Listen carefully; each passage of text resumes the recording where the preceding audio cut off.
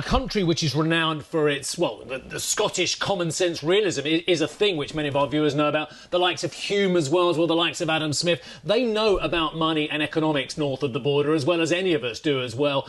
The economic rationale is something that, dare I say it, Nicola Sturgeon seems to be floundering a bit on as well. Has Westminster been relying too much on that aspect? Well, there is no doubt that an independent Scotland would face some huge economic challenges. There's the big overhang of the deficit, which was running pre-COVID at 8-9%, a lot higher than the UK as a whole. Brexit means there would be a whole bunch of really tough questions about how to handle a potential border with the rest of the UK if Scotland sought to rejoin the EU. There's the big question of the currency.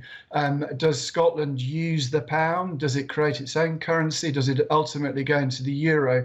Lots of really difficult unanswered questions. But at the end of the day, the debate about independence, it's about self-government, it's about a sense of identity. And the challenge for the UK side of the debate is to persuade sufficient people in Scotland that being British as well as Scottish remains a viable long-term option for them. Philip, our own partner Sky has done its polling, and its polling suggests that actually there is a decline in interest in independence at this time. What do you think that may be down to, and do you think the polling is accurate?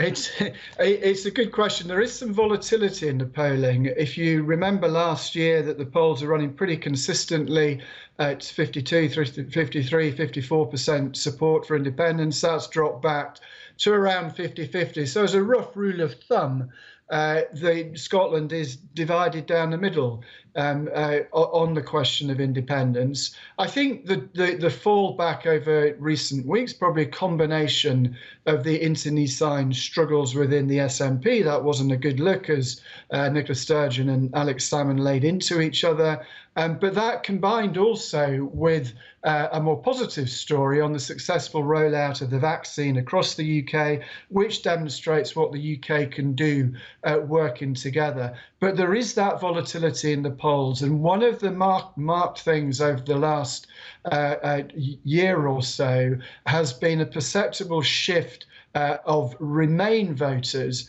towards supporting independence. And that's probably been responsible for an uptick in the polls on average of 3 or 4 percentage points, maybe a little bit higher, to get to that 50-50 mark. Don't forget, in 2014, it was 45 for independence, 55 for the union. That has changed.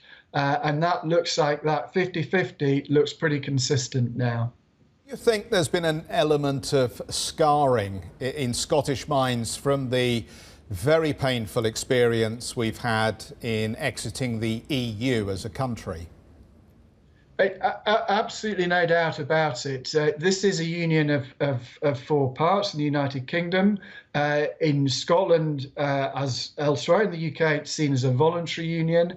And it is existing successfully over the centuries because there has been a recognition that the interests of all parts of the union have to be taken into account. Now, Brexit, of course, meant the will of the majority, in this case an English and Welsh majority, was enforced on Northern Ireland, which voted to remain in the EU, and on Scotland, which also voted to remain in the EU. So it is sort of Brexit has revealed where power really lies in this union. And the UK government has a big responsibility now to demonstrate, in spite of that, that it will do its utmost to respect the interests of the people of Scotland, Wales, and indeed Northern Ireland, and it will work to demonstrate that this is a union that continues to be of benefit and value to all its component parts.